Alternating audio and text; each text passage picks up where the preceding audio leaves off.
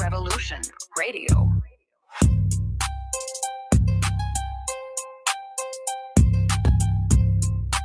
Only at Revolution Radio.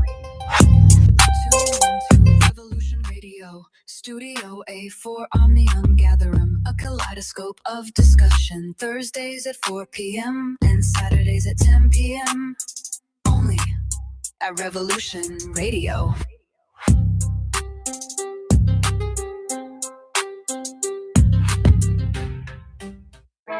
Become a master survivor and get the news you can use from Dr. Johnny every Sunday at 4 o'clock Eastern Standard Time on Revolution Radio at freedomslips.org on Studio B, and get the Master Survivor Show Beyond PhD. Because of his military Mar-a-Lago contacts, Dr. Johnny will bring you in-depth intel that you will not hear anywhere else, whether it's from the political arena, outer space, or natural health breakthroughs.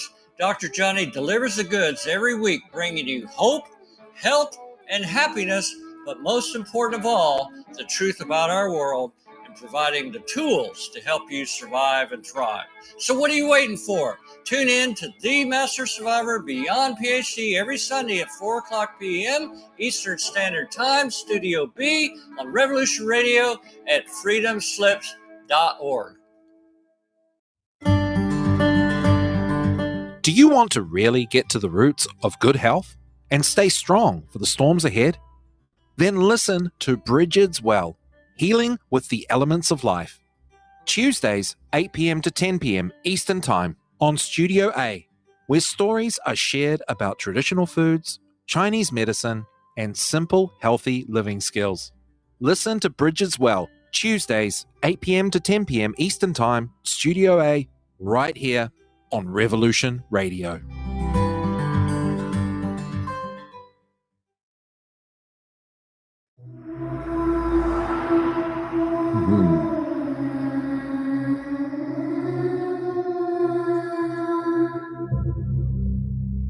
Are you interested in the paranormal, murder mystery, real natural law? Do you enjoy interviews with amazing guests? Then join Crypt Rick every Monday night, 6 p.m. Eastern Standard Time, right here on Revolution Radio. Studio A, freedomslips.com. Crypt Rick's I've Been Thinking. Welcome to the Crypt.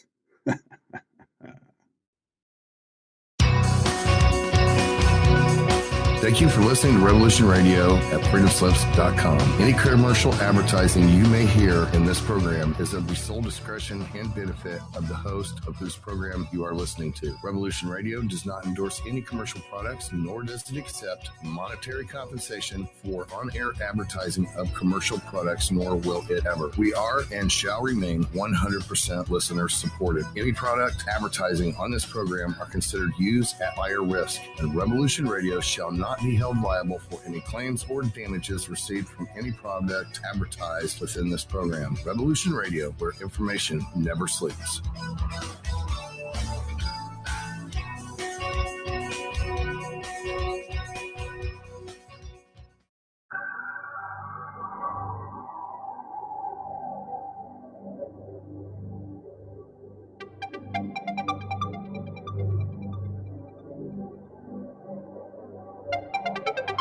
Spice extends life. The spice expands consciousness. The spice is vital to space travel.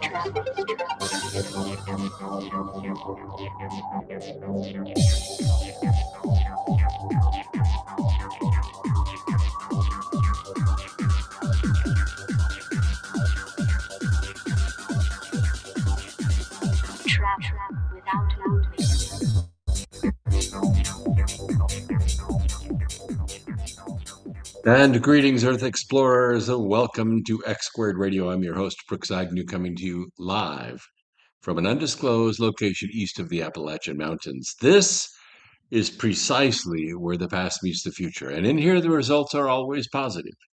Now, we might go a little past your imagination. That's okay. Have no fear.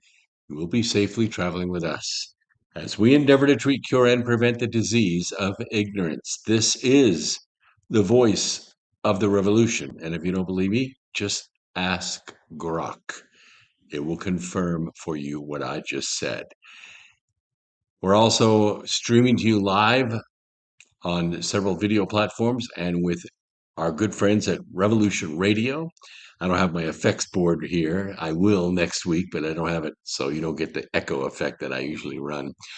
But we're also running video platforms. Let's see, Rumble and YouTube and Twitch, X, D Live, Foxhole, and Truth Refugee. Everywhere where fine podcasts can be found live and free. Costs you nothing ever to listen to this program, even the archives. We want you to have the information.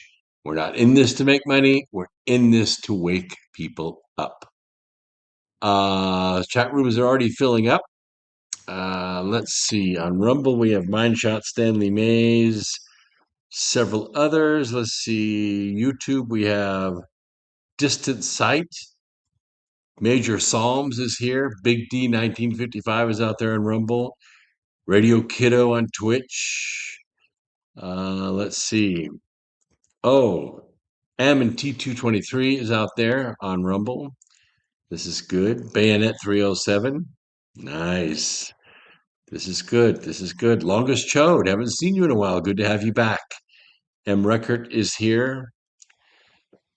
Dragnet is here. Lyle FWI is here.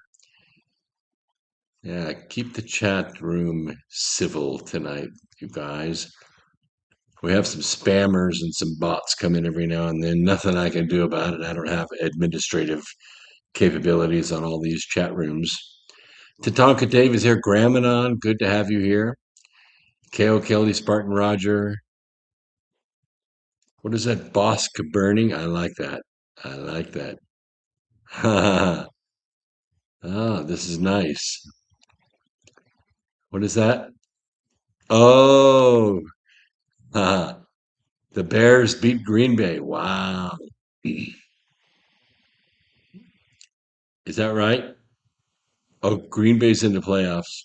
Yeah, yeah, yeah. That's amazing. Aaron Rodgers is something else.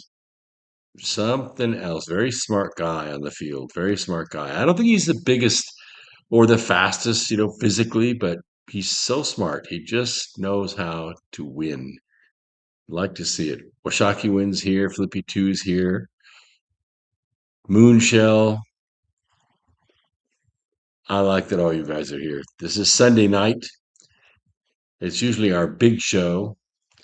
We have about 4 million listeners on Revolution Radio. They come throughout the day. Some are drive times. Most of them listen by audio only through TalkStream Live and iHeartRadio, TuneIn Radio, Orange Radio. It's really quite the feat of, shall I say, non-centralized press. And we really reach a lot of people with this message, and I can't tell you how much I appreciate it. And also on Foxhole, let's see. Okay. Oh, really? Vlad is here. That's nice. Pool Dude and Plant 22. They're kicking us off tonight. There'll be more coming in. Must be in the mushrooms. Whatever. Whatever. So I have a couple things I want to talk to you tonight about because it's moving so fast. I really don't have notes tonight. So this is all fresh. It's moving so quickly, you just can't keep up with it all. So we're going to make an attempt right here to tap into it and let you know what I think and what analysis I've done. This goes back to Easter Sunday of 2020. Okay, Easter Sunday of 2020. This goes back. I want you to understand the sequence of events and how close we have been here at America Free Radio to what has happened. So Easter Sunday of 2020, you can go back and listen to the archive if you want to, but I, of course, remember the details. We did an election analysis 6 months before the election. And the reason we did that is because we discovered a nonprofit called Common Cause. I don't know if you've ever heard of Common Cause or not. The reason that Common Cause caught my interest was because Colorado had just turned into the 15th state that had signed a pact with Common Cause that they were willing to withhold their vote totals until the national vote was tallied. In other words, what they wanted to do was side with the popular vote.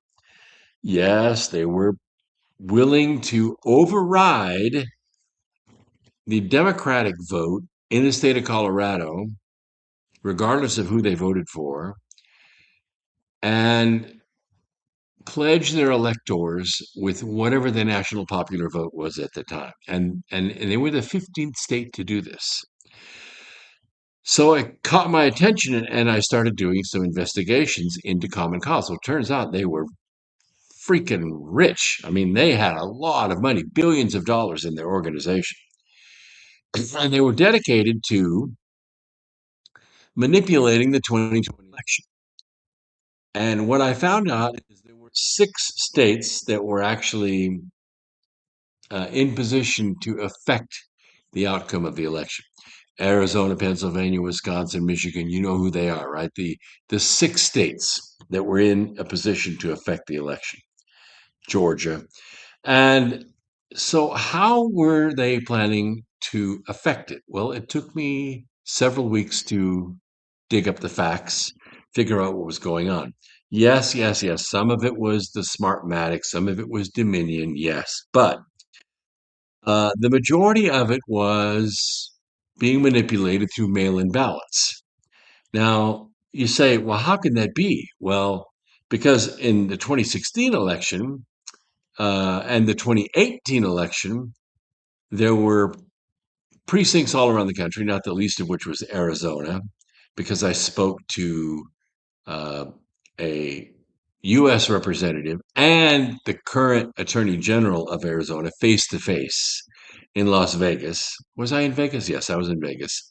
And I spoke to them face to face, and I wanted to know what had been done since 2018 to stop the fraud for 2020.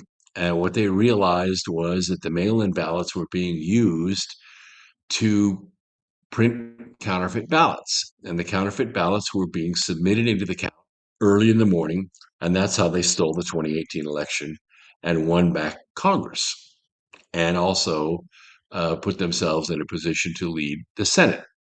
Well, as it turned out, the issue was that they considered the paper to be the key to controlling this fraud.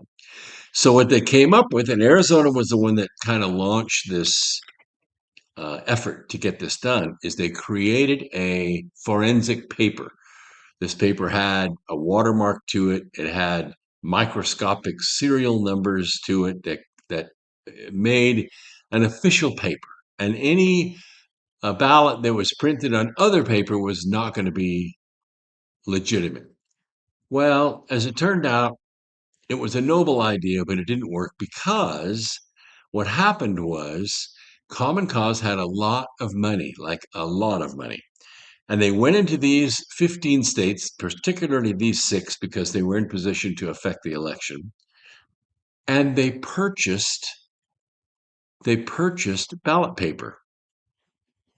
It was legit paper. It was the forensic paper. They just bought the paper and they stored it and they waited.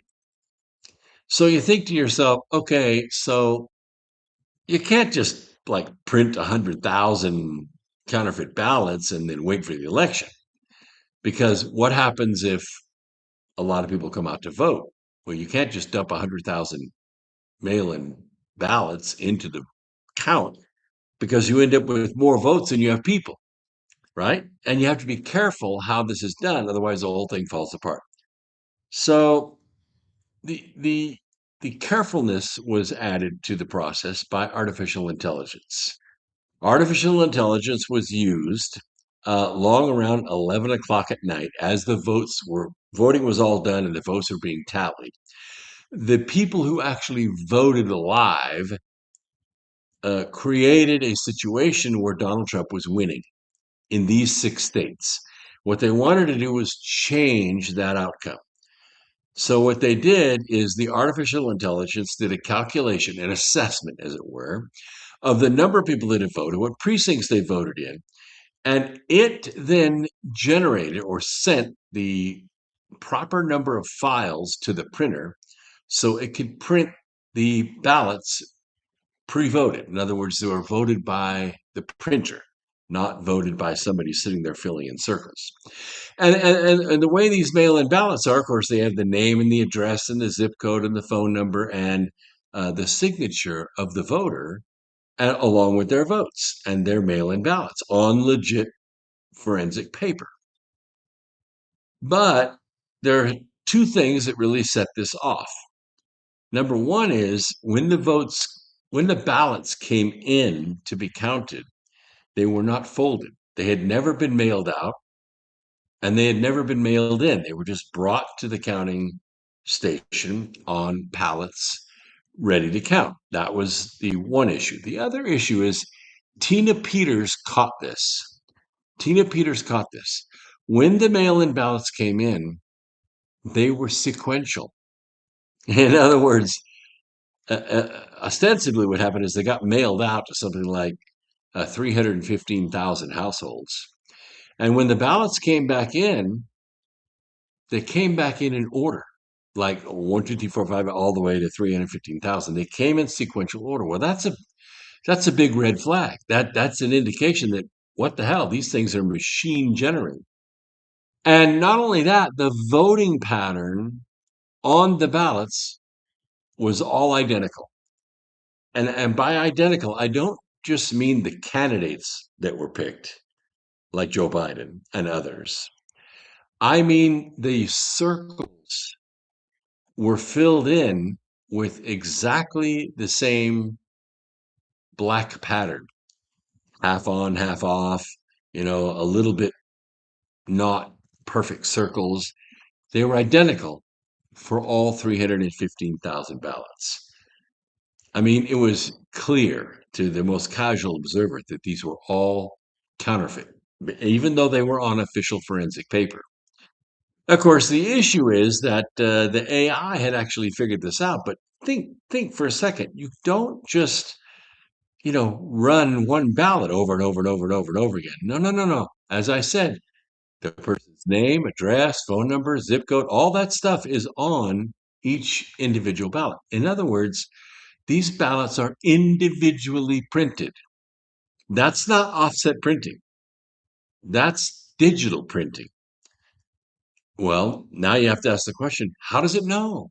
How does it know which voters to put in there? Has the person already voted? The AI knows all of this. Okay, it can figure all this out. And what it does, it takes from a reservoir of registered voters who either have not voted in many years or have voted in the past but didn't vote this time, or had moved, or were fabricated in some way by illegals coming in and using someone else's name. But the bottom line is the AI figured out exactly how many votes to print for each precinct so that Biden didn't win by 300,000 votes. He only won by like 11,000 votes, making it a fairly close election. That's why President Trump was so upset with the state of Georgia, because he was winning. He was killing it in Georgia. And then about 2 o'clock in the morning, this blue hockey stick appeared, and Trump ended up losing Georgia, which didn't make any sense at all. Well, of course, it took years to uncover all this because they just pounced on anybody that would bring this information forward. We predicted that it was going to happen on Easter Sunday of 2020, 6 months before the election. So we didn't have the reach that we have now because we'd already been kicked off of YouTube. But the bottom line is that we knew what was going to happen. We exposed what was going to happen, and we weren't the only ones paying attention. In 2020, or what, 2019 or 2020, during the beginning of the year, I met with Sidney Powell face to face, and we discussed this situation. She's very smart, very funny, got a great personality. She's as tall as me. I'm 6 feet tall. She's a very tall woman. And we came to the same conclusion. Well, I'm going to play for you what she just said about what we had discussed at this face-to-face meeting. And by the way, it was just the two of us. This wasn't like a big room that I'm saying, well, I was in the room with her. No, we were standing face to face, 2 feet from each other, having this discussion. So I'm going to play this for you. Let me see if I can get this to come up here. Yeah, here we go. Oh, hold on a second. That's not what I wanted. I want this one. Okay, here we go. Now listen closely to what she says. Can hardly wait to put forth all the evidence we have collected on Dominion, starting with the fact it was created to produce altered voting results in Venezuela for Hugo Chavez, and then shipped internationally to manipulate votes for purchase in other countries, including this one. It was funded by money from Venezuela and Cuba, and China has a role in it also. We have staggering statistical evidence. We have staggering testimony from witnesses, including one who was personally in briefings when all of this was discussed and planned, beginning with Hugo Chavez and how it was designed there, and then saw it happening in this country. As soon as the state shut down on election night and stopped counting, those are the states where the most egregious problems occurred.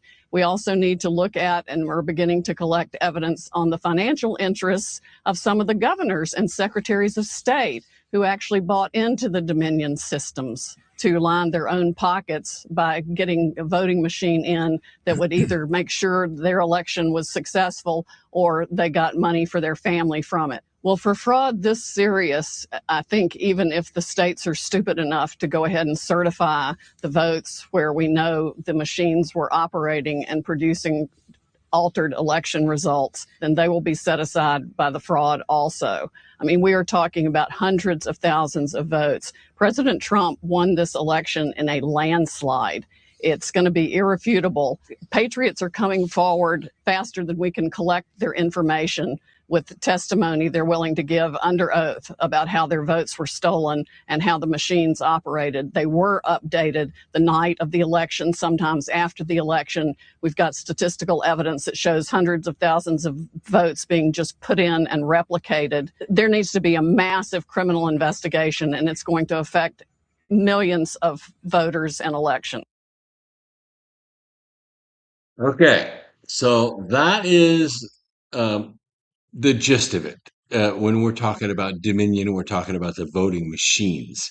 The mail-in ballots were also coordinated with this, of course, out of Venezuela, but it wasn't Venezuelan technology.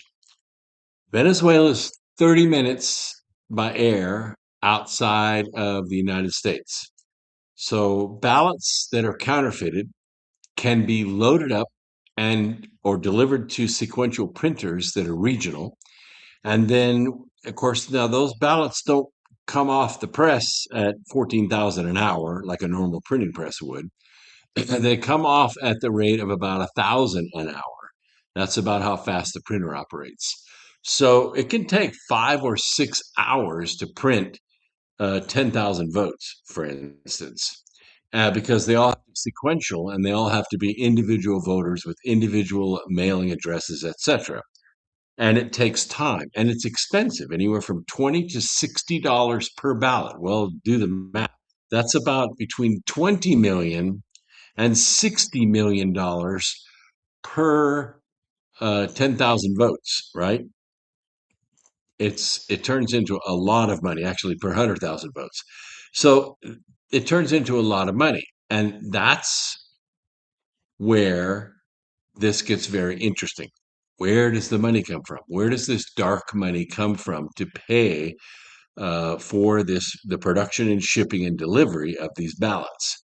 Well, it comes from these dark money networks, the NGOs. It came from USAID, and it also came from Venezuela itself. Now, this technology actually was Chinese, but it's very difficult to run, and it's also monitored very closely from China. So if they generate this counterfeit information and the files from China, it's easy to pick up and easy to trace. If it happens in Venezuela, it's very difficult to do. It's so close. It's almost like Bluetooth distance from the United States. It's very hard to trace back to China. Well, you ask yourself, well, where did China get all this information? Where did they get all the voters' information? Well, if you'll remember, in 2018, during the early part of the year, this is the election year that they stole back Congress. You'll remember a little credit bureau that was known as Equifax. You're familiar with Equifax? Equifax is one of the credit bureaus, right? TransUnion, Equifax. Equifax is one of them. Equifax was hacked. Equifax was hacked by China, and some 88 million taxpayers' information was stolen by China. Now, by taxpayer information, I mean where they work, how long they've worked there, what their signatures are, what their addresses are, what their phone number is, how much money they've borrowed, whether they voted or not in the last election. All that stuff is in your credit file and your signature. And the Chinese had 88 million Americans' information. The artificial intelligence was able to take that information, sectionalize it by precinct, and decide which voters, which taxpayers were going to be used to generate the counterfeit ballots, and which states it was going to be sent to. Well, 15 states, as I said, had signed the pact with Common Cause, which financed a lot of this. It boiled down to those 6 states, though. Those 6 states that I mentioned on Easter Sunday of 2020. So, yeah, that's right, Tatanka Dave. Pittsburgh and Fulton County, Georgia, and Arizona, and Detroit, Michigan, and Milwaukee, Wisconsin. Yes, all of these areas were prime because of large numbers of Democrat voters who either had not voted in a long time or had inconsistent voting, and they created mail-in ballots for them and sent it in. And that's how the election was manipulated. It's frustrating because we had the information, we knew what was going to happen, we knew when it was going to happen, we knew almost how it was going to happen, and yet when President Trump asked for protections to be put in place, or at least forensic abilities put in place so that when it did happen, we could move in and arrest these people and make it stop. Well, I've played you this scenario many times because the global media empire is a very strong member of the Global Syndicate. The Global Syndicate is made up of 4 divisions, all right? It has a military division, a political division, a financial division, and a media division. Well, the media division I call the Global Media Empire, and they're very powerful. They are run by basically 9 conglomerates, ABC, Disney, it goes like that. And what they did is they lined their cameras up at the finish line of the marathon. The election is like a marathon. Everybody takes off running. Everybody's making progress. And as they do, of course, the field stratifies between the fast runners, the runners who are in shape for that event, and the ones who are spectators. Same thing in a presidential race.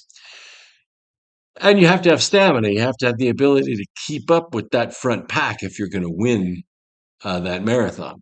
And Joe Biden was in that race, except he was not in shape to run. He wasn't in the front pack. He wasn't even in the middle of the pack. As soon as the gun went off, what happened was Joe Biden walked to the sidelines down an alley and got on a shuttle bus. And the shuttle bus drove around for about an hour and 45 minutes. And as the leaders were coming around the final bend toward the last straightaway toward the finish line, the shuttle bus made the turn just a little bit ahead of the fastest runners, right up next to the tape. The door opens, Joe Biden steps out and crosses the finish line first. And the global media empire immediately said, "We have a winner."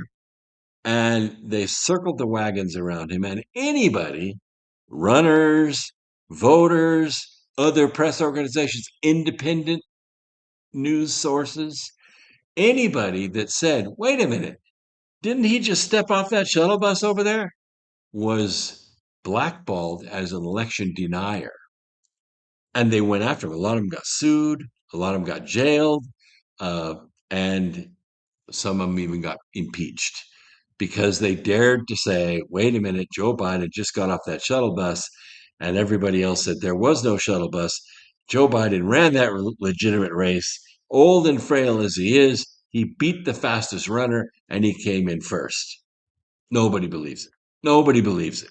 But it doesn't matter because the global media empire turned it into reality, just like they do movies, just like they do every lie that they put up on the screen. They're professional liars. That's what they do. They deceive you, and they're proud of it, and you pay for it. You eat popcorn in front of it and smile and say, "Wow, I was deceived and I enjoyed it." Yeah, and that's the truth of it. So the 2018 election got stolen, which set up the impeachment machine. And then the 2020 election was stolen the same exact way. So they tried to steal the 2022 election, but that's not what happened. What happened is the Republicans won back Congress. They won back the Senate. They should have won a lot more, but they didn't. And then in 2024, they tried to manipulate the election again. And the four words that saved the day: too big to rig. Too big to rig. We had too many voters. There was not enough room for AI to insert mail-in ballots and overcome who actually showed up on election day and voted. In other words, we did it. We beat the artificial intelligence. Well, now we're coming up on the 2026 election. This is, quote, the midterm election.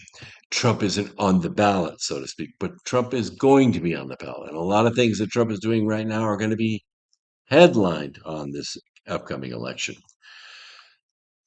And I think we're going to be able to save this country. I think we're going to be able to hold off the Global Syndicate from stealing this election. Oh, the other three divisions you wanted to know about: the political one, the financial one, and the military one. Well, the military one is headed by what we call the Trans-European Army. You know it is NATO, but it isn't really NATO. It's a trans-European army. It is an army made up of multiple nations, lots and lots of money, with the exception of Poland and Hungary and a couple other states in the European Union. And they're dedicated to basically dominating the world. Of course, they have problems of their own. A lot of these European countries have been invaded by Islamic enemies, and they are having a dreadful effect on the street, a dreadful effect on the economy, and even the demographic stability of those countries. Not Poland, not Hungary, and a couple other countries, but the rest, yes. So the military arm of the Global Syndicate is having problems, big problems, big problems. The financial arm is what we call the transatlantic banks.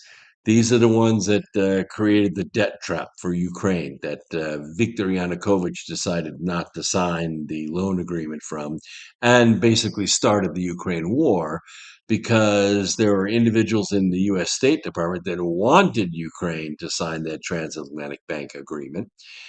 Viktor decided not to sign that agreement, signed with Putin instead, and that's what was the spark that caused the coup that threw out Viktor Yanukovych and put in his political puppet replacement, and eventually who we see now is Zelensky.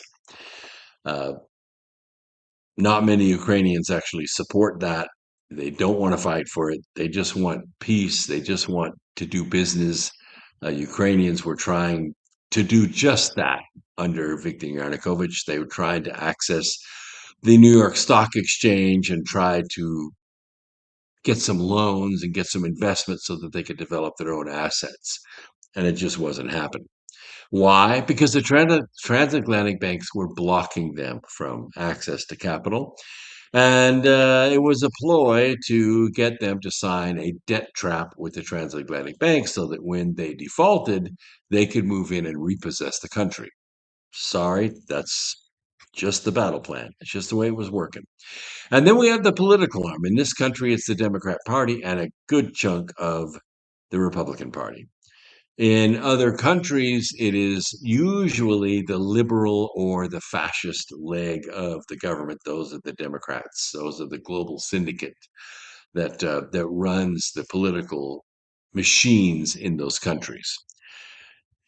Which brings us to a multi-pronged phenomenon that we're seeing right now. One of those phenomenon is in Iran. Now, we started covering this, I believe it was in 2022, we started covering this. The women of Persia started to put out videos. They were kind of spotty getting them out because Iran controls the internet. But Starlink began to provide a way for people inside Iran to get videos of what was going on the street.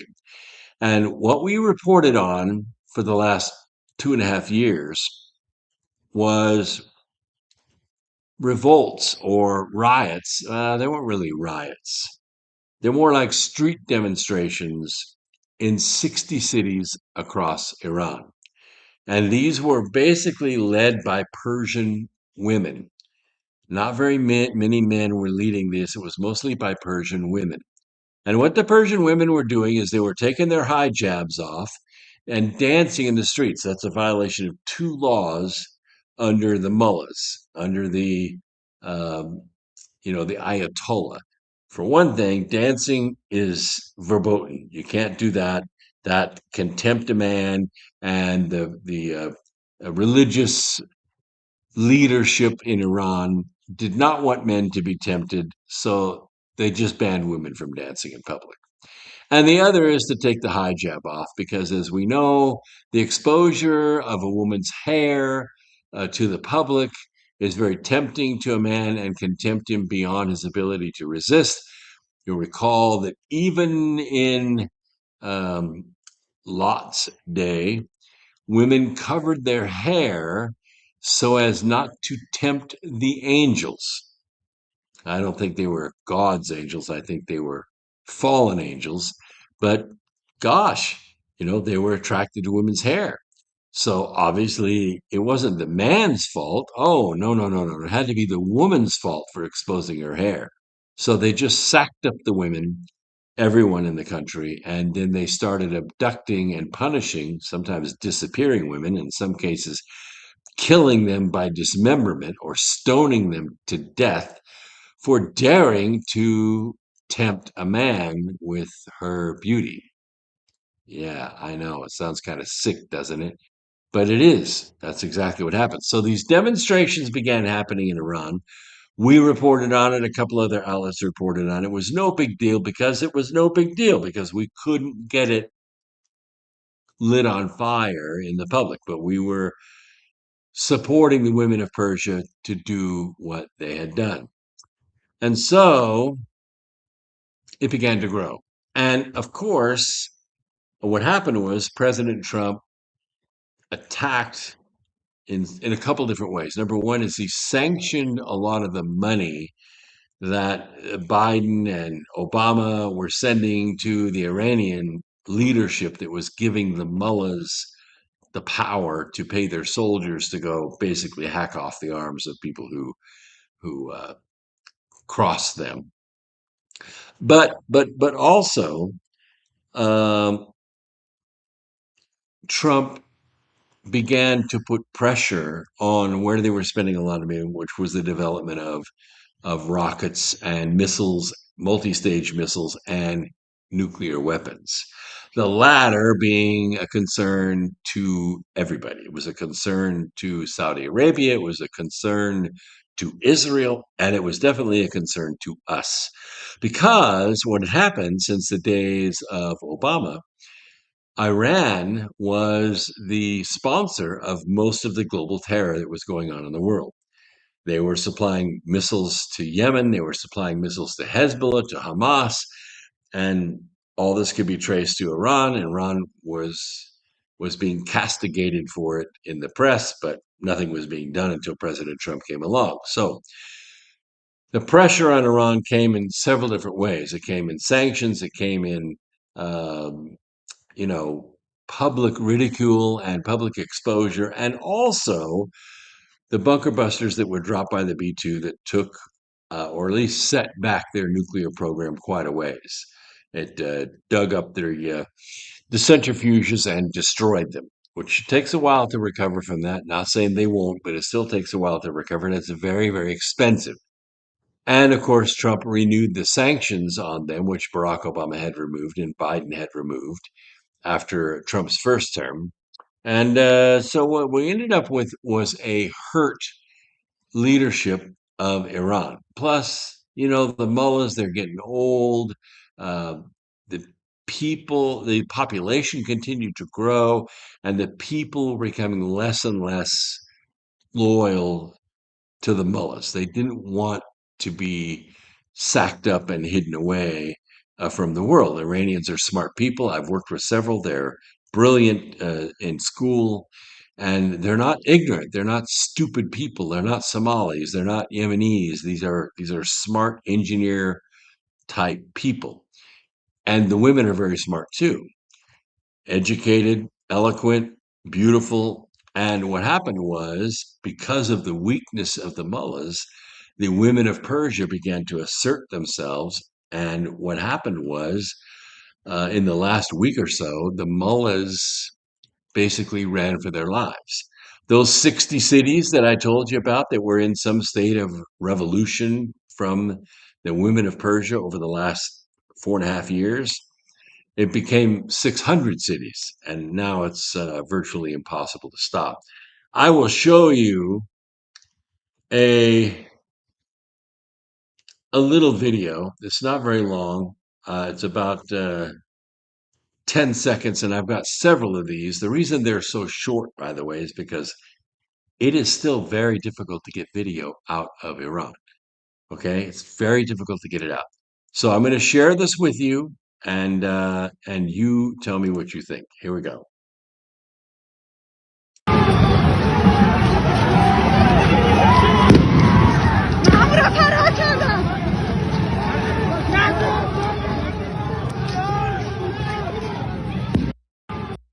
So that is it. I mean, there's a lot of videos just like this.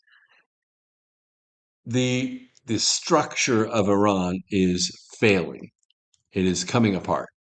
So now we have a situation where the money, the power behind the Global Syndicate is really taking a hit, like a serious hit. Planned Parenthood has been disrupted. Act Blue is being investigated right now.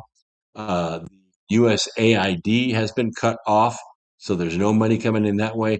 Marco Rubio just put the NGOs on notice. There's not going to be any more money going out. The USDA said they're not going to be issuing or letting funds go into SNAP until after verification of citizenship status, and no illegals are going to be given SNAP benefits. That takes the total from 42 million, which is where it was 3 months ago, back down to the 14 or 16 million that were already on SNAP, Americans that were already on SNAP, that actually had legitimate needs and had children who were trying to get ahead, and not from illegals receiving SNAP benefits. Now, you add to that the disruption of what's going on in Minnesota, Ohio, Maine, Washington State, and I believe it's going to spread to California and New York as well.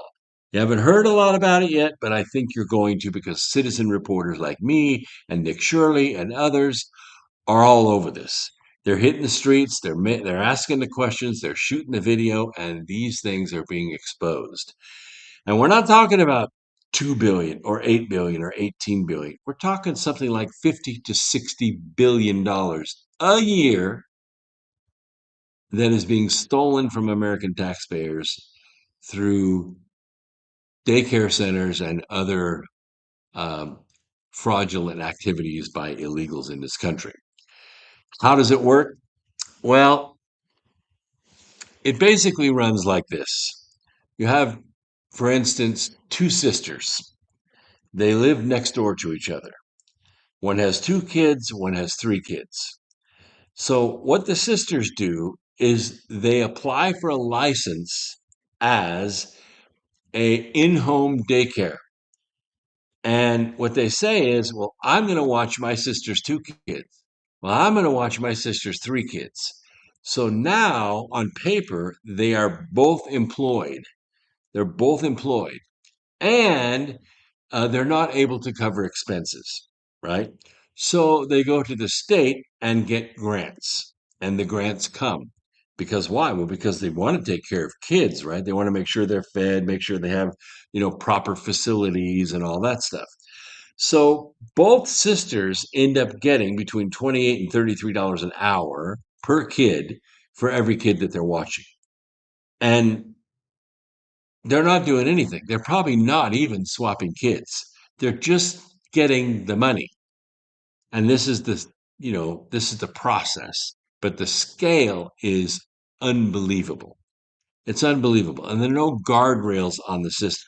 And you have to think to yourself, why? Why were there no guardrails on the system? Why wouldn't a social worker visiting these 2 women go, wait a minute, don't you live next to each other? And you're watching her kids and she's watching your kids. You know what? This stinks to high heaven. That's what a social worker would have done. A social worker would have said, wait a minute, we're not going to spend $7,000 a month, almost $7,000 a month, on this in-home health care, or not health care, in-home child care scam. We're not going to be supporting this. But there was no social worker. There were no guardrails. There was no check. There was nobody in the department saying, hey, wait a minute, this can't happen.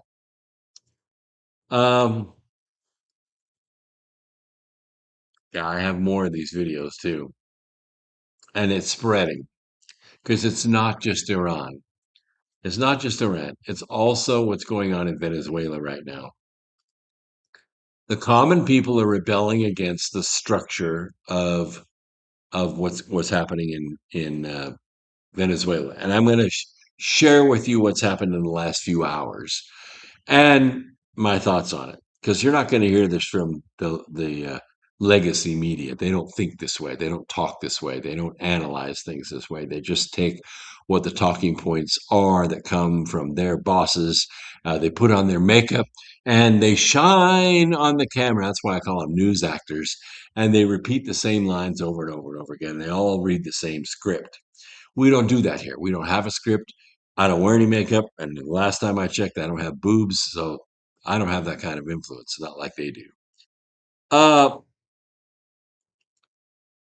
The issue is that we have awakened the masses. We've awakened the women of Persia.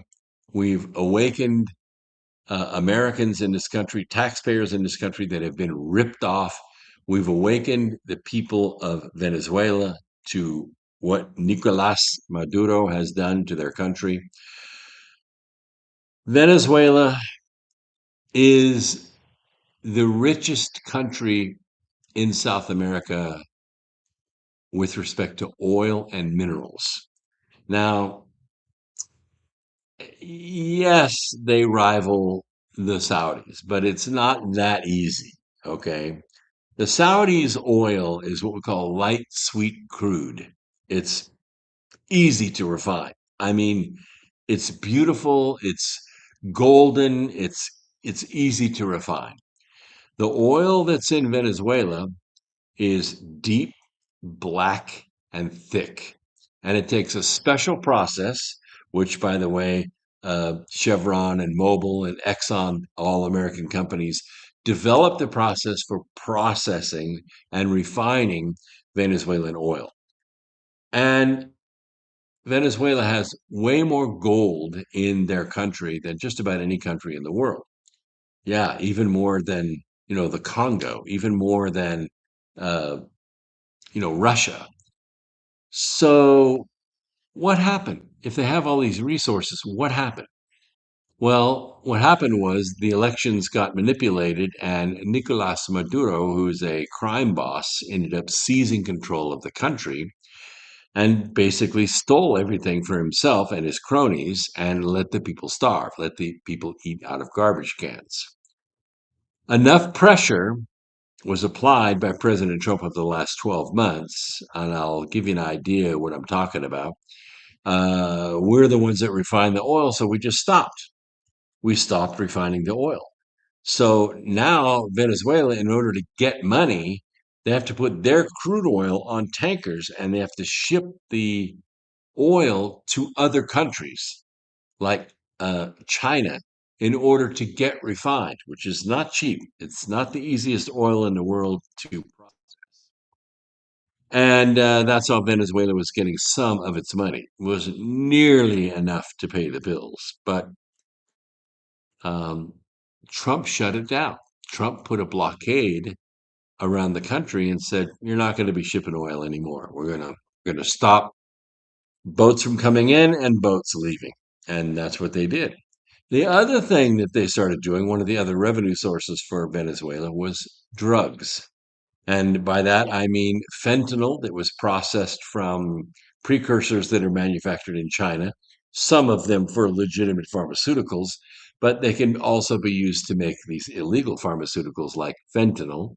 And those were shipped into the United States and distributed among the towns. And of course, what happened is about 100,000 people a year were dying of fentanyl overdoses. In fact, any given month, in any given town, any given city, you could go to the morgue and you could find a toe tag with the cause of death as fentanyl. That's how rampant it got. Of course, the Maduro regime said, well, you guys are buying it. If you'd stop buying it, we'd stop making it. And that's partially true. But what Trump did is said, well, we're going to shut off one of those avenues anyway. When your boats get out on the open water, we're going to blow them up. And that's what happened. So more than a dozen of them have been destroyed. I don't know how many people have lost their lives, but it would not be a good day to accept the job as a go fast boat driver for the Venezuelan cartels. Then Venezuela exported their military, their let's call it paramilitary, all the bad guys that they had in jail, all the people they had in mental institutions. They just gathered them up, put them on buses and trains, got them to the border and into the United States. They came. And, well, no sooner did they get here, but the Solas and the Tren de Aragua, which are both Venezuelan gangs, started to organize and assert their power inside this country, mostly in blue cities and mostly not stopped. Not stopped. They were just denied that they were even there. But this is a This is an attack against the sovereign structure of America with real soldiers. Real soldiers were sent into this country for the express purpose of killing, stealing, and disrupting American society. Well, that's an act of war. And so Trump responded by going back at Nicolas Maduro and saying, we have a $50 million bounty on your head, which is substantial. We accuse you of being an international narco terrorist, and you have not been duly elected. So you've basically taken over a country and destroyed it. And so what we're going to do is put you on America's most wanted list, and we're going to arrest you. And what Maduro said was, well, take your best shot, because that's not going to happen. And he was very adamant about that. You big cowards, you big pussies, you're not going to be able to take me. Sorry for the choice of words, but I'm serious when I'm talking about Maduro. And so what happened was yesterday, Maduro called Trump's bluff. Trump said, we're going to come and get you. We're going to arrest you. Think about this for a moment, though, because they offered Maduro several sweet deals for getting out of there with his life, because it was pretty clear that the Global Syndicate was not happy with Maduro either. They're not getting the money out of Venezuela like they were getting before. And with the upcoming 2026 election, they really need this election fraud system to go perfectly. And Maduro wasn't paying attention to it. So they're not happy with him. They want him out of there, which means he's going to be taking a dirt nap, if you know what I mean. So Trump is offering him a way out, offering him a way to stay alive and leave with some pretty sweet, benefits. No, you won't be president anymore. You still got to leave, but at least, we'll put you in protective custody or something like that. And Maduro told him to go take a flying leap. Come and get me, assholes, which is basically what he said. So early in the morning yesterday, they got him. He didn't change anything. He didn't change his routine. He didn't add security. He didn't go to a compound, not a Saddam, Islamic or Chinese bunker where he could be safe, Osama bin Laden style. Nope, he went about his daily life and did everything. Which you think, well, that's kind of a dumb idea. Why would you do that when the United States is saying we're coming for you? We're coming for you. Unless that's exactly what happened. Unless one of the deals that Trump made him was, we will make it look like it's an international snatch and grab. We will make it look like our combat action group, they call them CAGs in the military, our combat action group, we're going to send our very best Delta Force people in there. You don't shoot at them. You don't shoot at them. You don't put our guys' lives at risk at all. You let them capture you, and we will get you out of the country, you and your wife, and you'll be safe. And this morning, a 757 owned by the Department of Justice landed at Stewart Airport. I've landed at Stewart Airport myself. It used to be an Air Force base, has a nice long runway. 757 owned by the Department of Justice lands at that airport, and the FBI and the DEA, the Drug Enforcement Agency task forces, went up the stairs and into this plane. And I believe that Nicolas Maduro and his wife were on that plane and they were taken into custody. Now, you could say it's protective custody or you could say it's custody. We'll discuss more when we get back right after the break. Please don't go away.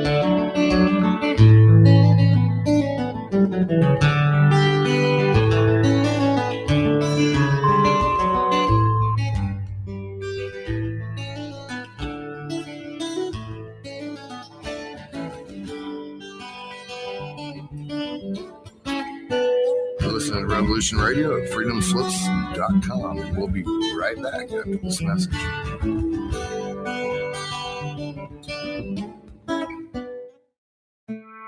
Through everything, we have to remember that we have more in common than not in common. And to find this common ground, tune in to Conversations with Eagleflower, Wednesdays, 4 p.m. to 5 p.m. Eastern Time on Studio A. Because we come to this table of life to learn in the best possible way and experience this gift of life from our mutual Creator. So let's learn together and build our best future with Conversations with Eagleflower, Wednesdays, 4 p.m. to 5 p.m. Eastern Time, Studio A on Revolution Radio.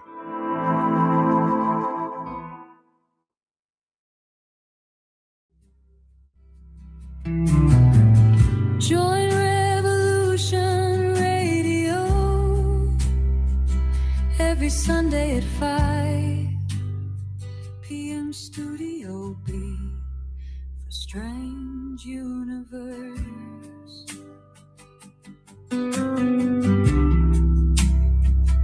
For Strange Universe.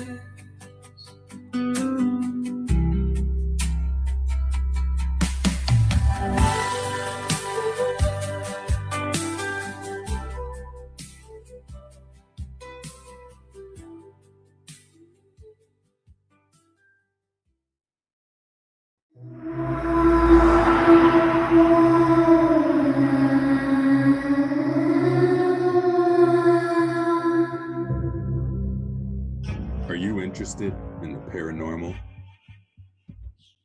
murder mystery, real natural law? You enjoy interviews with amazing guests? Then join Crypt Rick every Monday night, 6 p.m. Eastern Standard Time, right here on Revolution Radio. Studio A, freedomslips.com. Crypt Rick's I've Been Thinking. Welcome to the Crypt.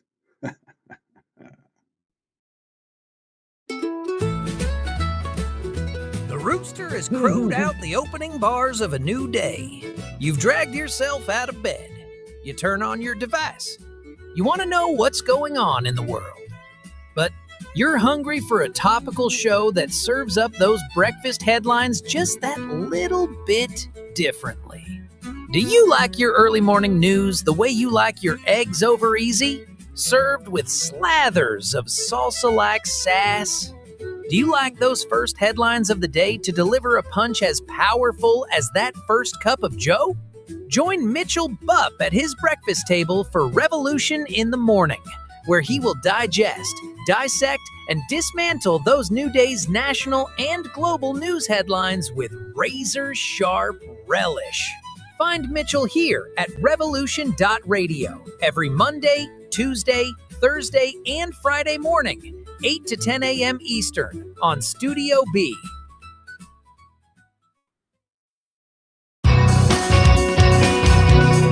Thank you for listening to Revolution Radio at freedomslips.com. Any commercial advertising you may hear in this program is of the sole discretion and benefit of the host of whose program you are listening to. Revolution Radio does not endorse any commercial products, nor does it accept monetary compensation for on-air advertising of commercial products, nor will it ever. We are and shall remain 100% listener supported. Any product advertising on this program are considered used at higher risk, and Revolution Radio shall not be held liable for any claims or damages received from any product advertised within this program. Revolution Radio, where information never sleeps.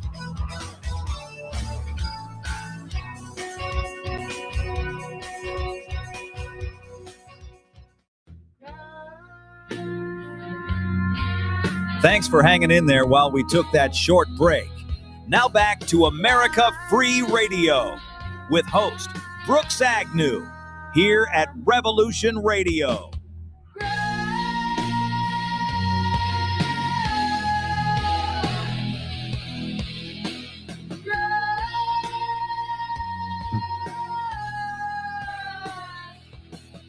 Oh, thank you so much, Revolution Radio, for that fantastic station identification. We would be nowhere without Revolution Radio. Our 4 million listeners out there, we really enjoy being part of your lives. You come in and go out. I mean, you're here a few minutes and you leave, and some of them are grabbing us in drive time, and some people hang around and listen to the whole show.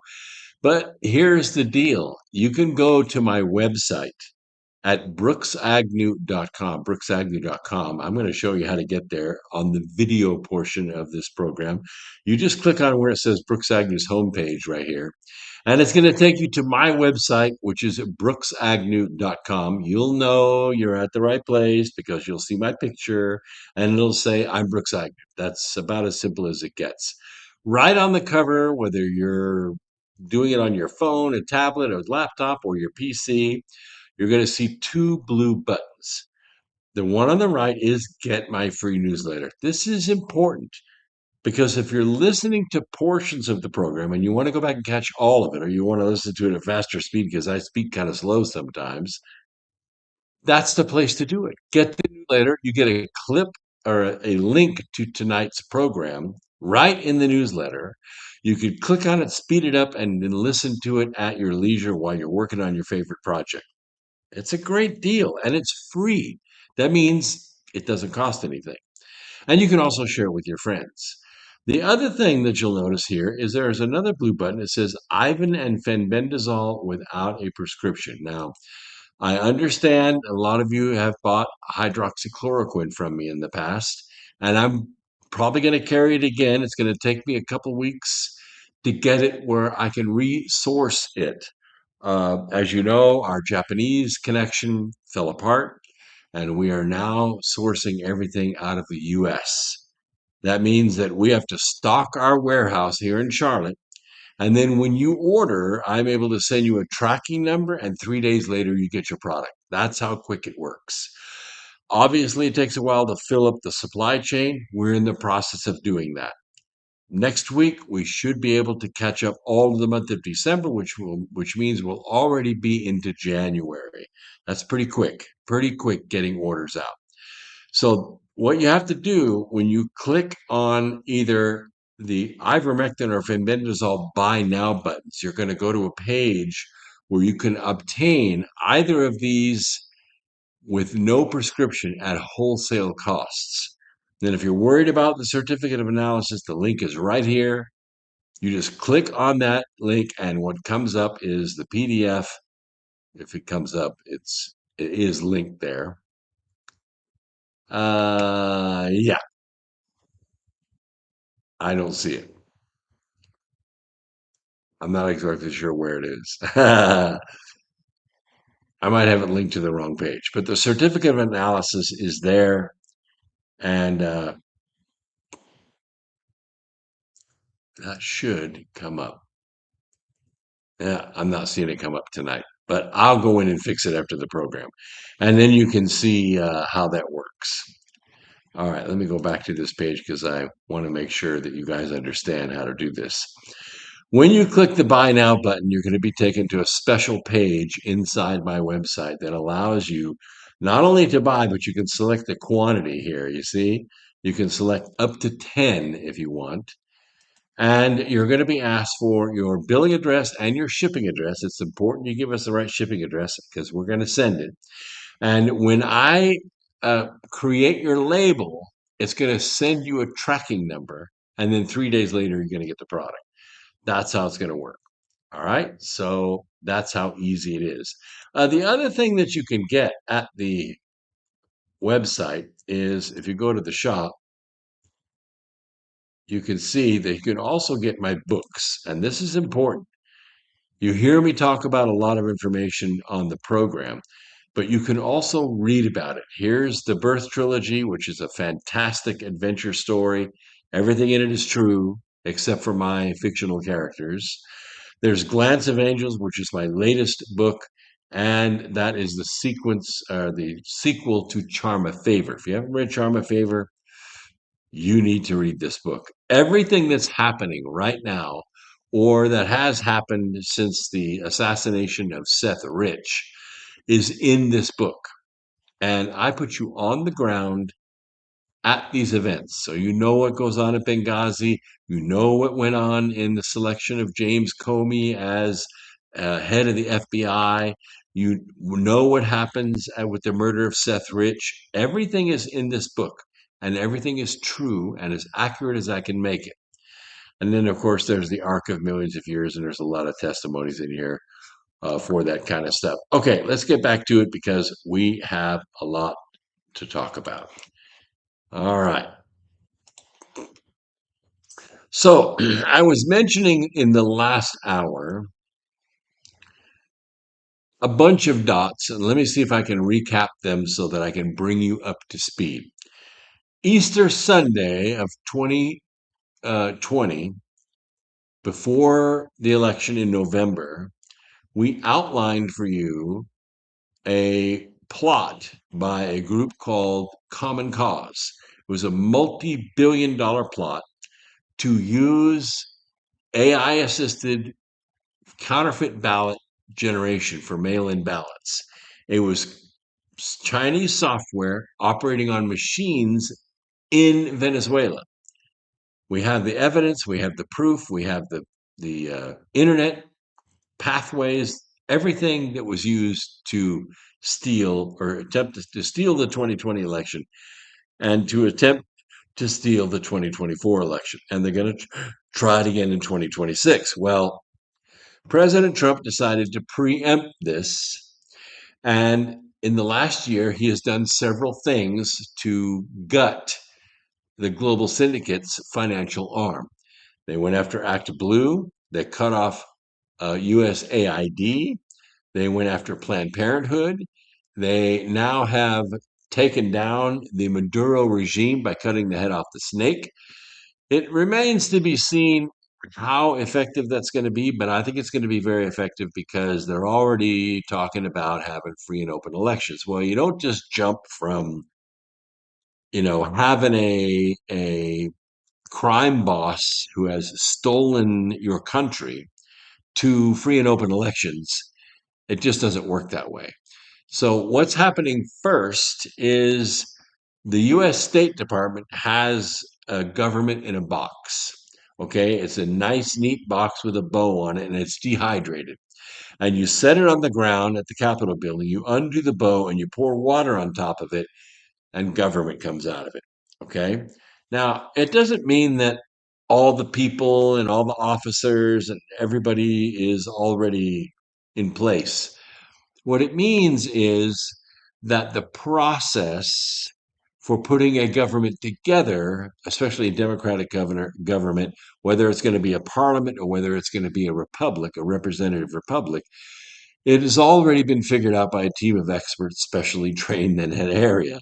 I mean, if China was to invade by landing troops on the shores of Florida wearing gum rubber boots, it's already got a plan figured out by a team of experts specially trained in that area. I know I'm sounding facetious, but this government in a box requires people.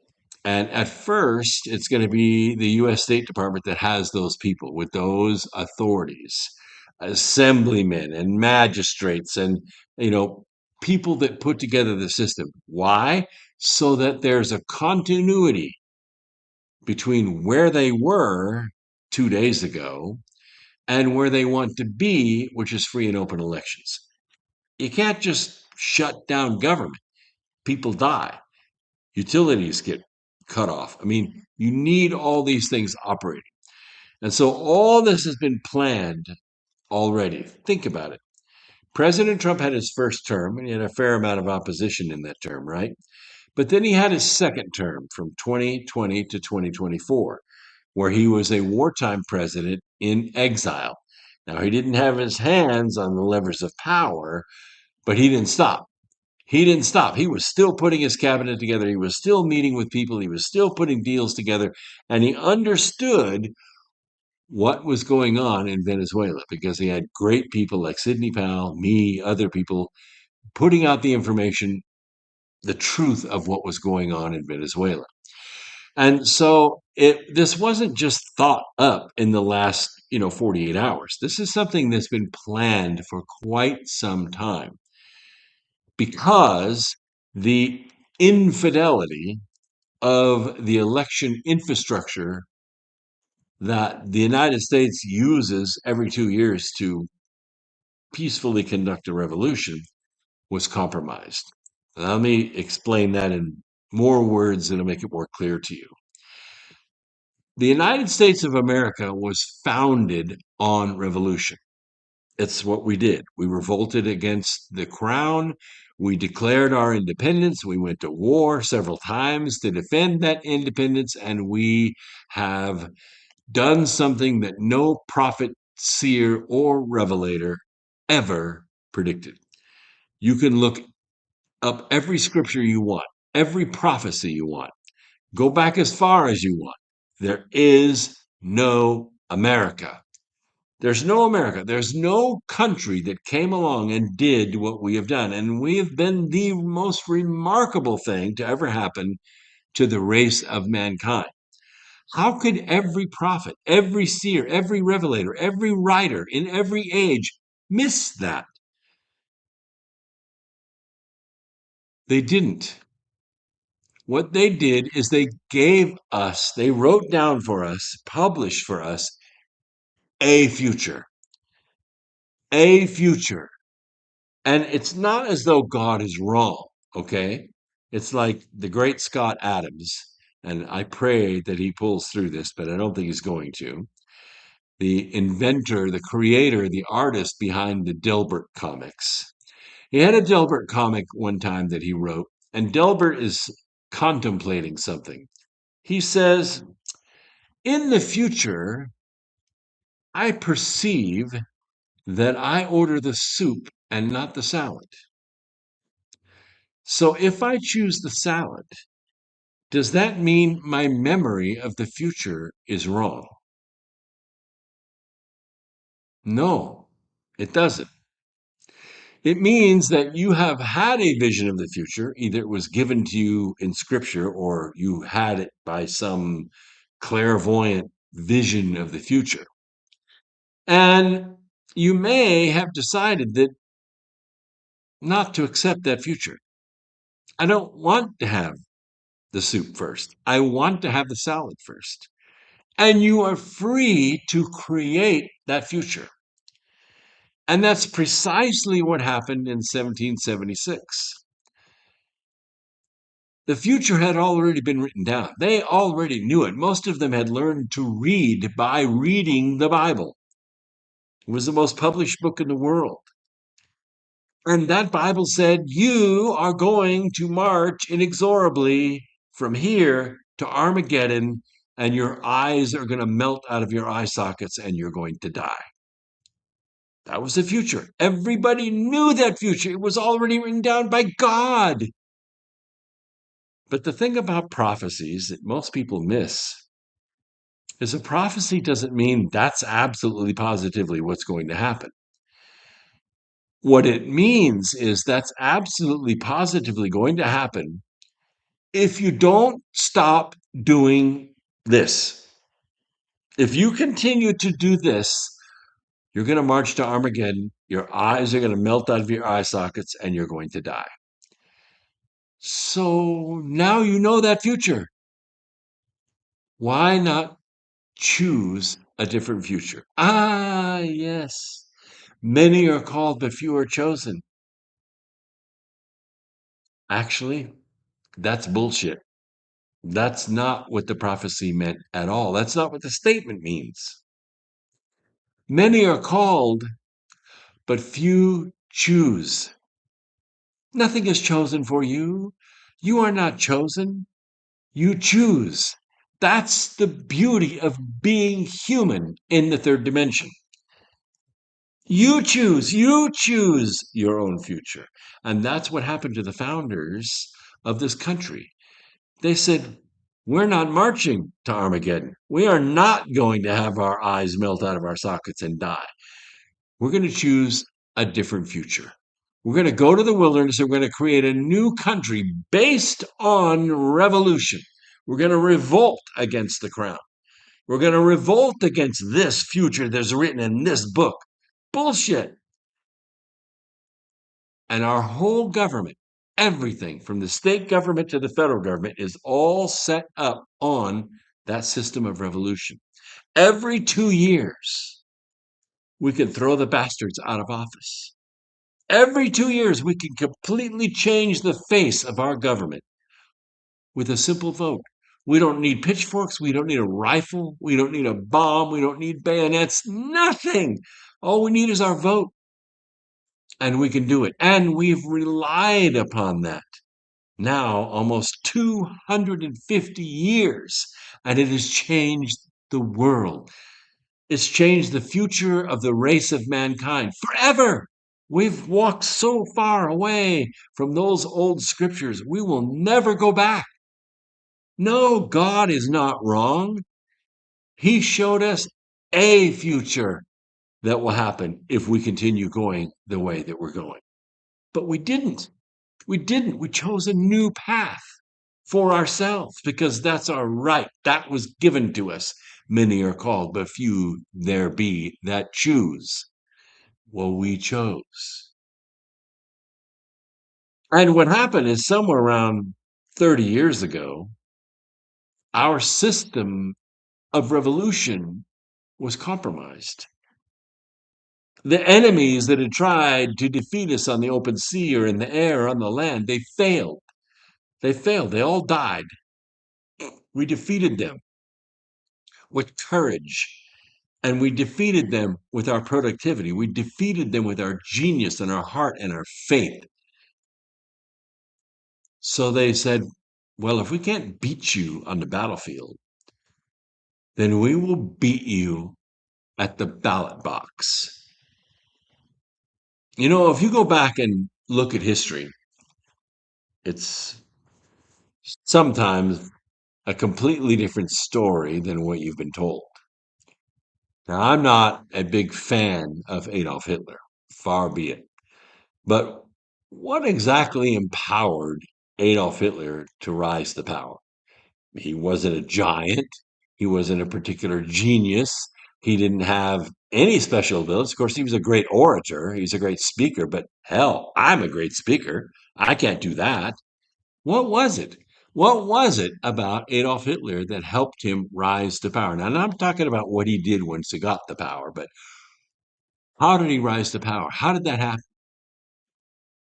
Well, they went back and they translated his speeches with artificial intelligence, not just the German words, but what was he saying? What was he campaigning on? How did he get the support of the German people to do what he did in the very beginning? Because he was talking about invasion by immigrants. He was talking about all the art that was on the walls, the movies, the songs, the paintings. It was all incest and it was all gay and it was all, sexual in nature. And what was happening is it was destroying the moral fiber of Germany. And so they set about to destroy all of it. They burned the books, they destroyed the paintings. They tried to wipe away this woke culture that was destroying Germany. And the German people got behind it because the German people were sick and tired of it too. Now, unfortunately, what happened in this whole process is one of the scapegoats happened to be the financial industry, what we call the Global Syndicate, the financial arm of the Global Syndicate. And that was the banks, as I said, the transatlantic banks. Who was running the transatlantic banks? Jews. So the revolt against the transatlantic banks and what was being done to choke the life out of Germans got aimed at the Jews. And that is what turned into the Holocaust. Was it right? Hell no, it wasn't right. The point I'm trying to make is our system of revolution, what made America great in the first place, is now compromised. It has been taken over by a woke culture. It's been compromised and practically destroyed, by foreign countries interfering with our election infrastructure. Our vote doesn't count the way that it used to count. We can't come together as a force, as a society, and say we're not going to put up with this. We're not going to allow this, the robbing of our Social Security. We're not going to allow you to teach gender fluidity to our 5-year-olds. Well, that system is so compromised that we can't do that with the normal system of revolution that we've always had in America for 200 and almost 50 years. That system of revolution needs to be restored. Or should I put it another way? Our faith in the election infrastructure needs to be restored. Because if we stop having faith in elections as our way to, as I said, change the face of government by saying, you're out of here, we're putting Mr. Smith or Mrs. Jones into that spot because they represent our moral fiber and they're going to take our country in the right direction. Once that system of revolution, once we lose faith in that system of revolution, we revolt another way. And it's not good. It isn't good. It could turn violent, which we don't want. That's not the kind of revolution we're talking about. That's not enemies domestic, enemies foreign. That's not what we're talking about. We're talking about preserving our election infrastructure. And it meant that President Trump put together a plan to restore that confidence. Now, he has basically the same plan I have. My plan's very simple. There's not 10 points, there's only 3. Vote once, in person, with ID. It's as simple as that. Vote once in person with ID and you get the purple finger. That's it. That's the system of revolution done, finished. Not 10 points, not 28 points, not billions of dollars, just those 3 things. Vote once in person with ID. But we can't do that because the blue cities that control entire states with their population, as let's say Portland and Salem do in Oregon, or as Chicago does in Illinois, or LA does in California, or New York City does in New York, or Chicago does in Illinois, they assert themselves and make sure that they can cheat to win. That's why you're seeing all the buffoonery. That would be the acts of a buffoon. A buffoon is a fool. A buffoon is somebody who acts, who opens their mouth before they engage their brain. That's a buffoon. And we see a lot of that. You see a lot of that with the Karen in LA. You see a lot of that with Adolf Newsom. You see a lot of that with Johnson in Chicago, with Action Jackson in the Supreme Court. You see a lot of that. Buffoonery. They were not put in place by voters. They were not put in place by people who are awake and aware and want to preserve the freedoms and liberties that we have in this country. No, it was another force that put those individuals in place. And that force requires levels of corruption that just boggle the mind. And the levels of corruption are facilitated by people like Nicolas Maduro. Now, you think he's the mastermind behind it? Hell no. He didn't create all of this. He's a puppet too. He was put in place to do certain things a certain way. President Trump was smart enough to allow him a way out. Now, I'm putting this forth. It may come out to be what actually happened, but consider it. President Trump said to Maduro, we're going to take you out. And you're either going to take the dirt nap, but you are going to go out. So what you need to do is you need to let our combat action group, our Delta Force, you need to let them come in and get you. And don't shoot at them.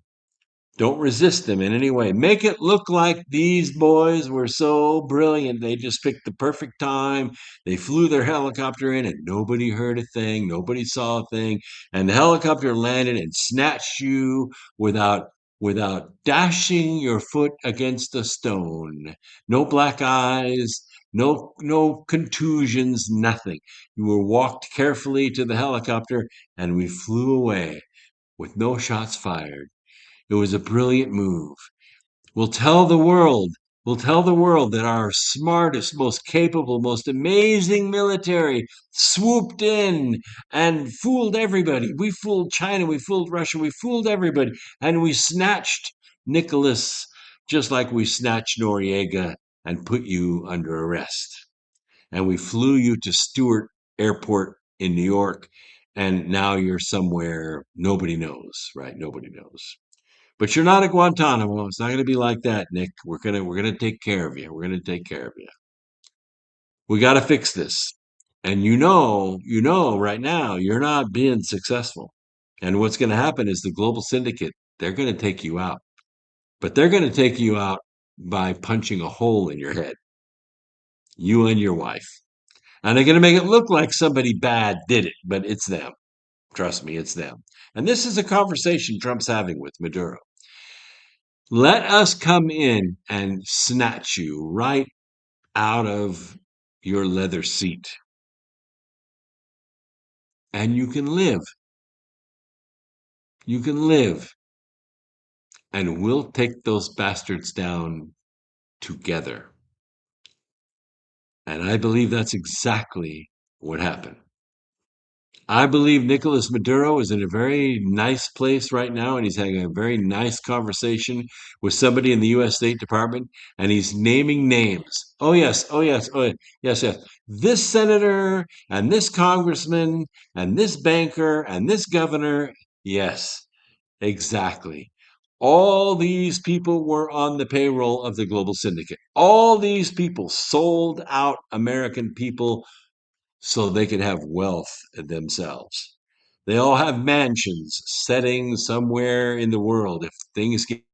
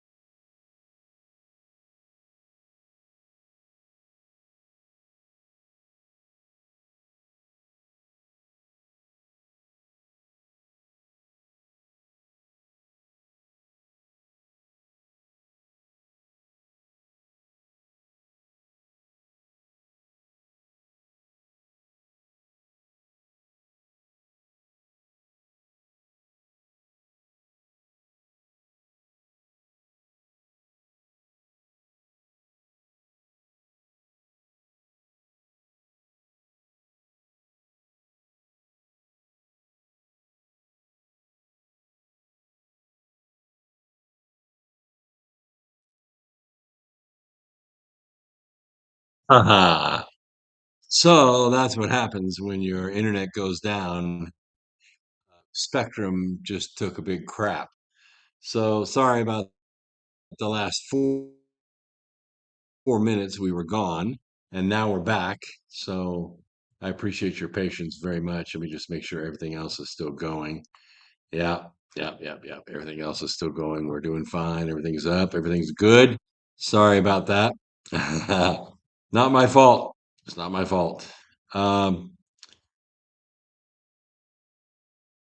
yeah, there was something else I wanted to tell you. It goes along with the Monroe Doctrine.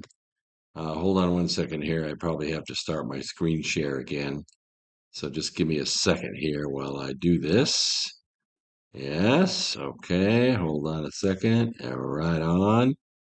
Okay, we're good to go. Now, so I'm going to play this for you. This is Marco Rubio explaining uh, basically what I was talking about on Wednesday night, which was the Monroe Doctrine and what started all of this happening. So hold on, here we go. States need to take over the Venezuelan oil industry? Well, we don't need to. First of all, let me go back up. We don't need Venezuela's oil. We have plenty of oil in the United States. What we're not going to allow is for the oil industry in Venezuela to be controlled by adversaries of the United States. You have to understand, why does China need their oil? Why does Russia need their oil? Why does Iran need their oil? They're not even in this continent. This is the Western Hemisphere.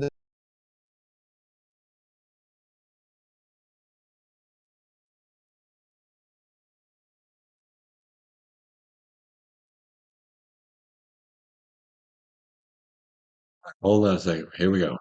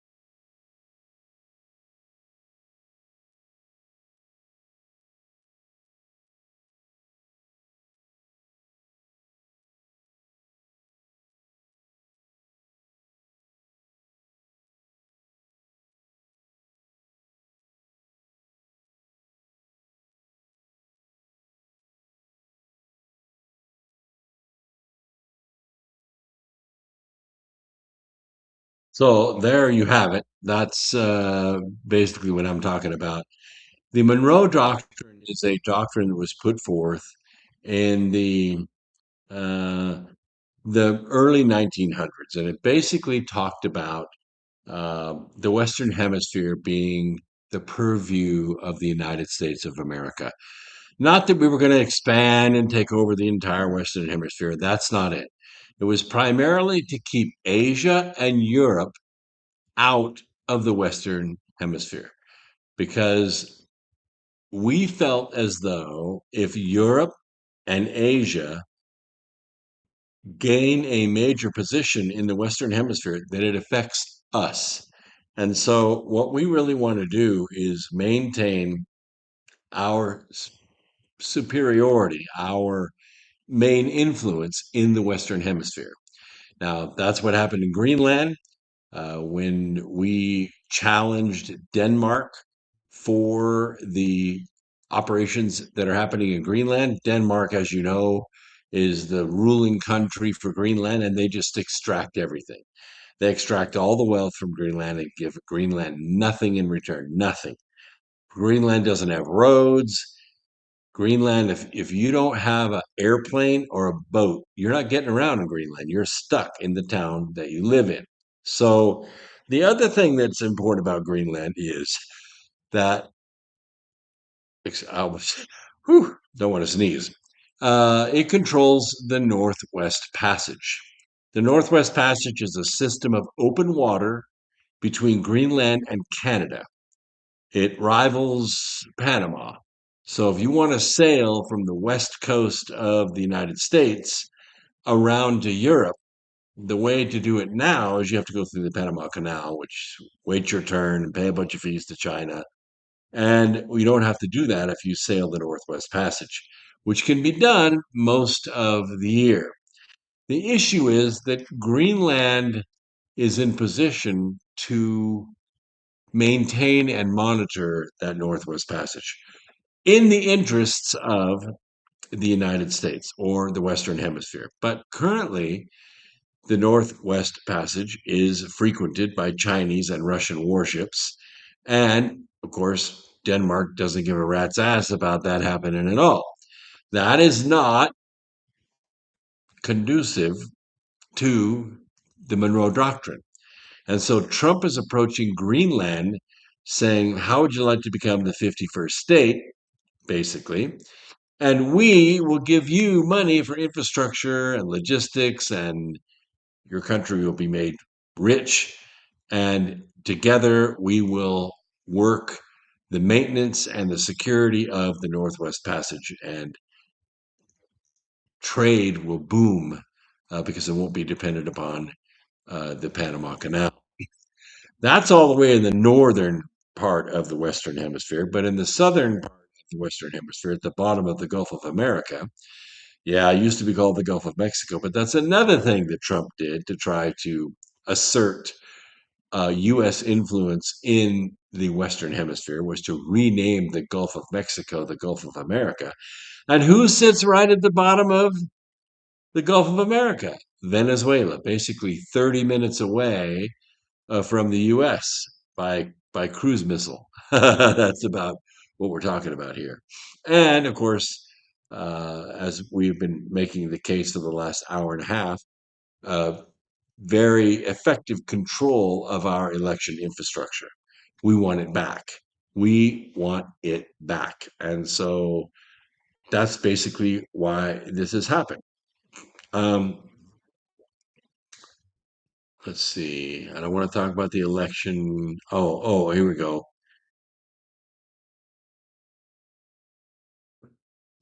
All right, so I want to share this with you. It's about a minute long, and it's Venezuelans who are really talking about how happy they are for what Trump has done and how things are going. Hang on a second. Here we go.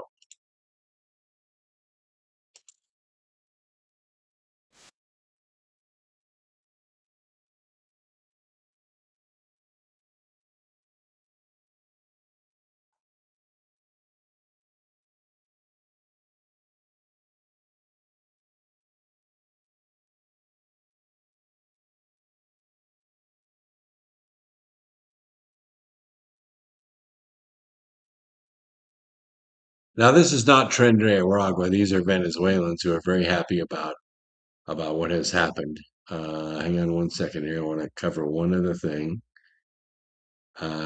We're also talking about the women of Persia who have risen up and caused Tehran to fall. And I don't think they're going to gain it back. I don't think they can hit the streets and start mowing down women of Persia again. Let's see. That's not it.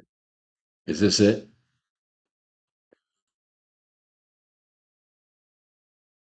Oh, this is a pro Maduro demonstration. This is interesting. I'll cover it. Here we go.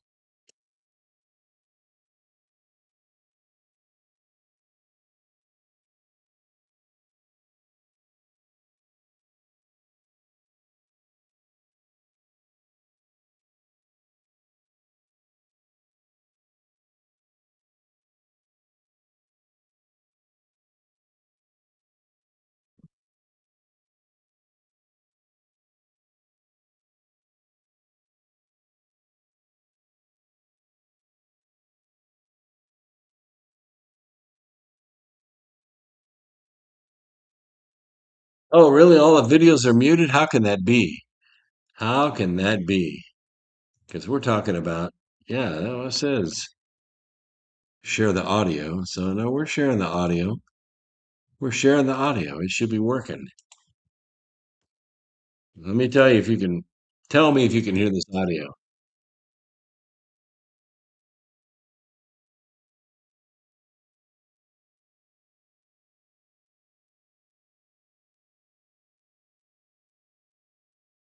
No audio?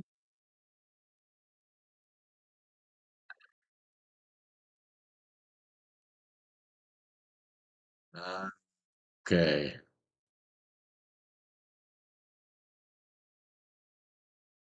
Okay.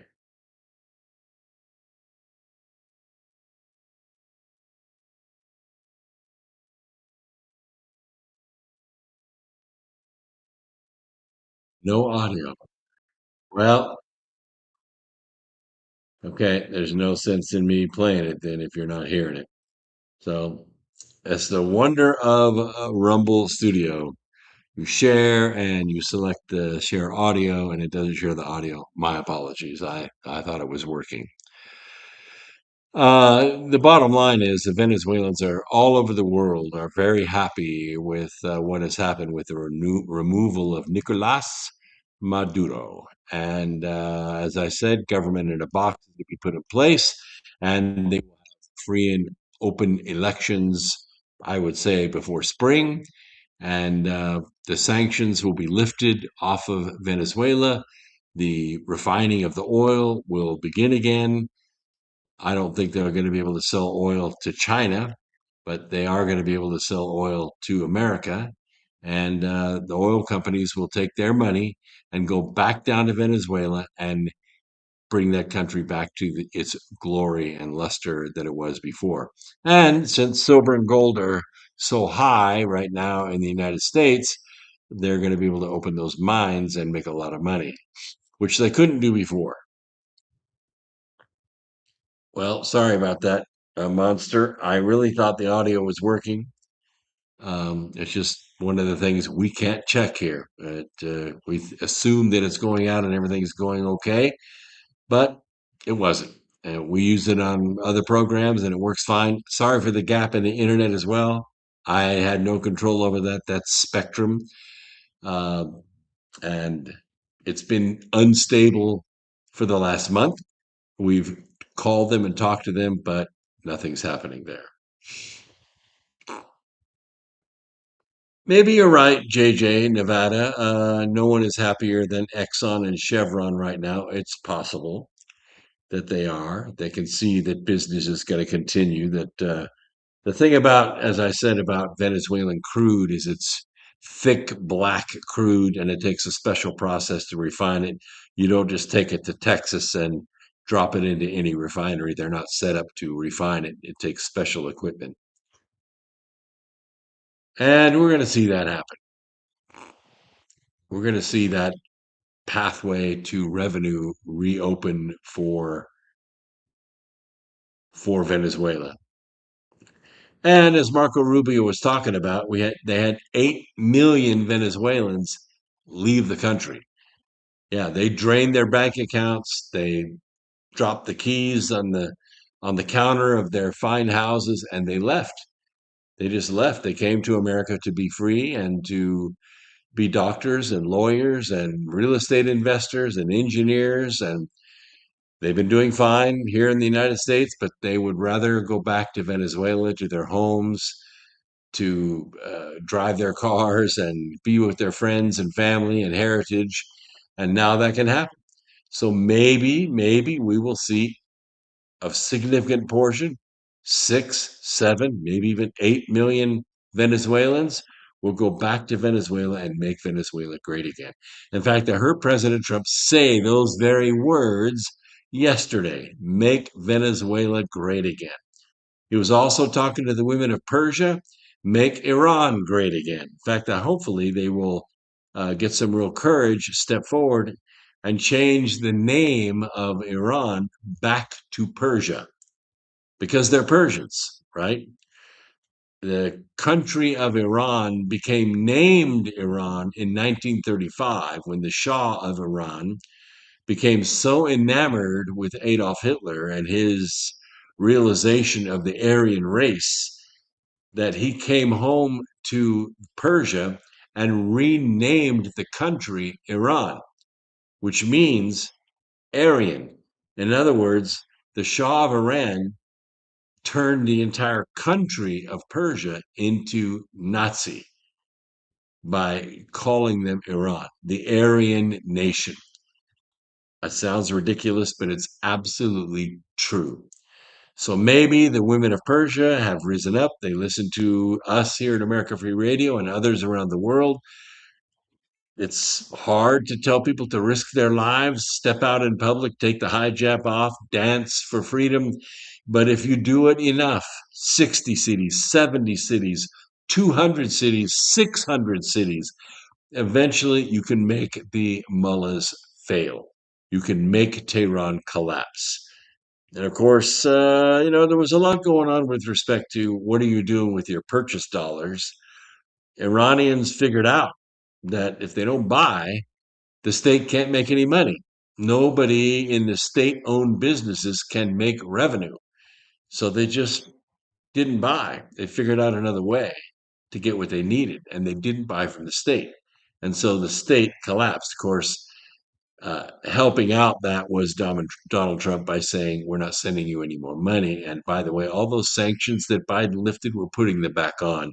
And that nuclear program that you thought you had, we're going to bomb the shit out of it. And that's what they did. So,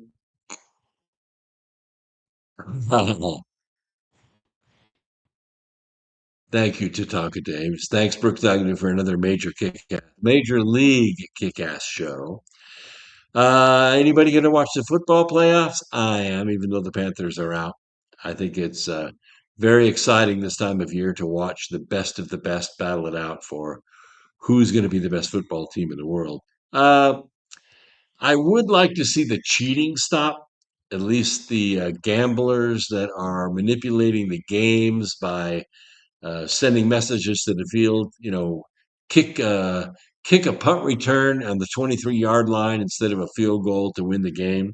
Yeah, that kind of stuff. I hope that ends. I hope that this major 18-page report that the Panther coach submitted a couple games back about the cheating by the officials that happened during that game, I hope it really has an effect. I really do, because I like the game. I want it to come back. And now that they're not kneeling anymore. Oh, Carolina's in the playoffs? Okay, well, we're going to see what happens. I thought since the Seahawks beat the smack out of them that they probably wouldn't be in the playoffs. I've been your host for the last 2 hours. This has been America Free Radio. Please go out and look for the good in others and help it to grow a little bit every day. And before long, you will have saved the planet. This is Brooks Agnew saying, peace, Earth Explorers. Now go and do great things. And we will see you on Wednesday night right here on America Free Radio.